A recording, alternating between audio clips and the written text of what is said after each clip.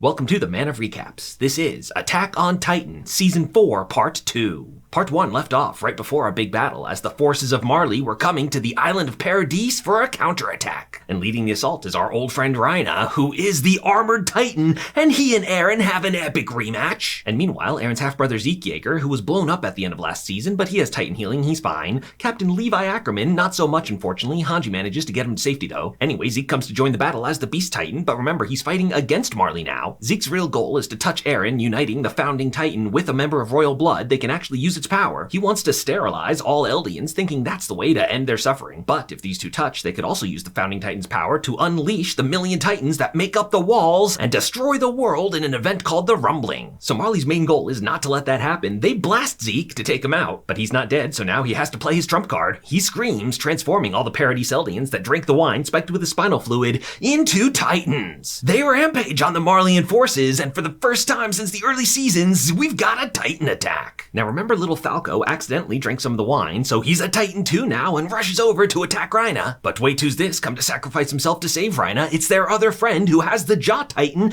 and oh, now Falco eats him. Got the power of the Jaw. So now Reina continues to beat up Eren, but Eren Yeager pulls a trick. He hardens to trap Reina there, then leaves his body and makes a run for it because Zeke is still alive and he's gonna touch him. All of Eren's friends, by the way, have been kept in the dark as to Eren's true intentions. It's like, wait, does he actually want to do his brother Zeke's sterilization plan? That doesn't sound like him. Armin's like, yo, Eren must have a secret plan. He'll probably want to use the Founding Titan's power to threaten the Rumbling and save us all from Marley, so we gotta go help him. But now who's this? It's little Gabi with a sniper rifle. Boom! Oh, she blows Eren's head clean off. But if there's one thing we know about Zeke, he loves playing baseball and he makes the diving catch. And Eren's brain was just alive enough. They've successfully done it. They are in the coordinate of all Eldians with their founder, Ymir. But Zeke is chained up here. He's the one with the royal blood, but apparently he has no power. It's Eren with the founding Titan who can decide what to do. So since Eren has the power, it's like, yo, psych, I was just pretending to support your sterilization plan. I got my own plans. But now Zeke is like, yo, double psych, I was just pretending to not have power here so you would reveal your true intentions. Zeke wants to convince Eren that his plan is the right one, so they go on a trip through their father, Grisha Yeager's memories. Zeke wants to show Eren how their father never cared about him. All he ever wanted was an Eldian uprising for revenge against Marley. But turns out Grisha decided to abandon his plans for revenge and just live in peace with the son Eren that he loves. Of course, later, when the series started and the Titans breached Shiganshina, he went to the royal family like, please, you have to stop him. And even then, he decided not to go through with sealing the founding Titan's powers because it would involve, massacring these kids. But then Eren Yeager starts talking to his father, who can hear him. It's like, what's up, Dad? I'm the spirit of your son from the future, here to tell you, you gotta go through with it. Trust me. So somehow it was Eren Yeager himself who started this whole adventure to get to this present moment. Cause now it's like triple psych, bro. I actually do somehow have the power here. So now Zeke tells Ymir to sterilize all the Eldians and Eren goes over to stop her. And this whole series, it's been a mystery who actually was Ymir and how did she end up with Titan power. Turns out she was not actually Eldian. She was from a peaceful village conquered by the Eldians. Somehow she fell into this water with a weird jellyfish vertebrae thing that,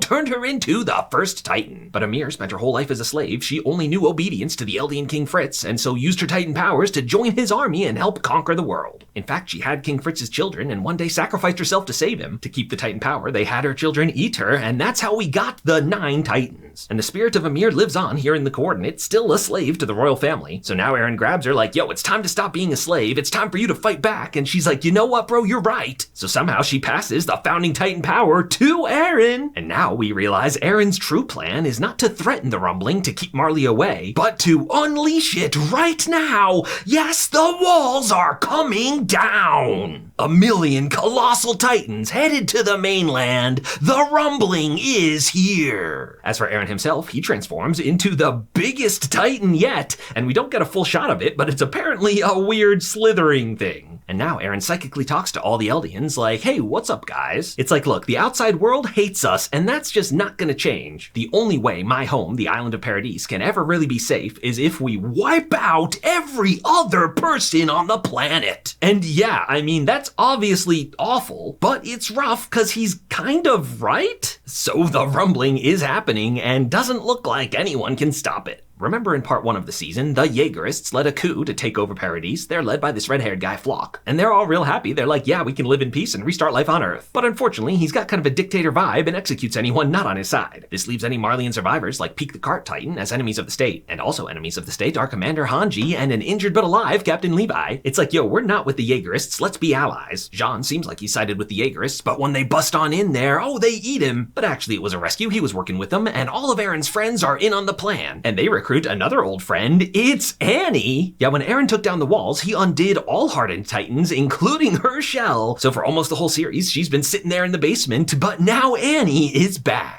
And so all our main characters are on the same side. It's been complicated as everyone's had different motivations to fight at different times, but now they all agree killing everyone in the world is not the right move. They gotta stop Eren. And they have a plan. They figure they can catch up to Eren by using the flying boat, aka the plane, that Mikasa's relatives, the Azumabito family, brought. But the Yeagerists are guarding it, and our crew doesn't want to fight them because, you know, those were their friends. They try to pretend they're still on their side, but long story short, Flock doesn't buy it, and it is tragic as Connie has no choice but to kill this guy who was his friend. But Annie and Reina bust in and transform, yes, the female Titan, back in action with the armored, and weirdly now they're on our side. So it's an epic battle at the port as our crew fights the Yeagerists, but it's not really triumphant like back when they were killing Titans, because these friends they're Yeagerists aren't even bad, they're just on different sides, and everyone's doing what they gotta do to survive. And even with the Titans on our side, our crew's not winning. The Yeagerists have perfected the art of Titan fighting, so it's time for young Falco to go on and help, and boom, he transforms to the Jaw Titan. His version's hairy for some reason. In the end, Flock tries to take out the ship so they can't get to Eren, but oh, someone shoots him, and he was the hero in his own story, but unfortunately not in this one. With their leader gone, Mikasa goes on a rampage, just absolutely tearing through the rest of the Yeagerists. Yeah, she is terrifying. No one wants to fight her, so our crew wins the day. Turns out the plane's not ready to fly, so they gotta tow it to the mainland where they can repair it, then hopefully catch up with Eren and the rumbling. But the question is, how are they gonna stop Eren? He's still our crew's best friend. They hope they can just talk him out of it, but everyone else is skeptical. Mikasa thinks back to happier days when their crew first went on an undercover scouting mission to Marley. At the time, they had high hopes that they would be able to come out to the world like, hey, we are not devils, we don't want to conquer you, please let's all live in peace. But Eren Yeager was not so optimistic, and he had a moonlit conversation with Mikasa, where the question finally came up after all this time, do Eren and Mikasa like each other romantically? She said, no, you're like my brother, but it seems like that was kind of a lie. Anyway, our crew soon discovered that the world hated them more than they even thought, and that's when Eren left them and went on his own secret plan to launch the first strike attack on Marley. And now, off the Marleyan coast, the entire world has banded together, gotten all the guns they have pointed to stop the rumbling. And they fire everything they've got at the hilariously swimming Titans. But it's not enough. The fleet is quickly obliterated, and now the rumbling Titans are at the shore. 1,000,000 Titans ready to stomp the world flat. And as if that weren't enough, right behind him, they've got Eren's massive new Titan body that we still don't get like a full look at, but I mean, it looks weird. How will this story come to an end? Find out in Attack on Titan Season 4 Part 3, which is allegedly actually the real final part. If you like this recap, hit that subscribe button for more of the best recaps of TV and movies.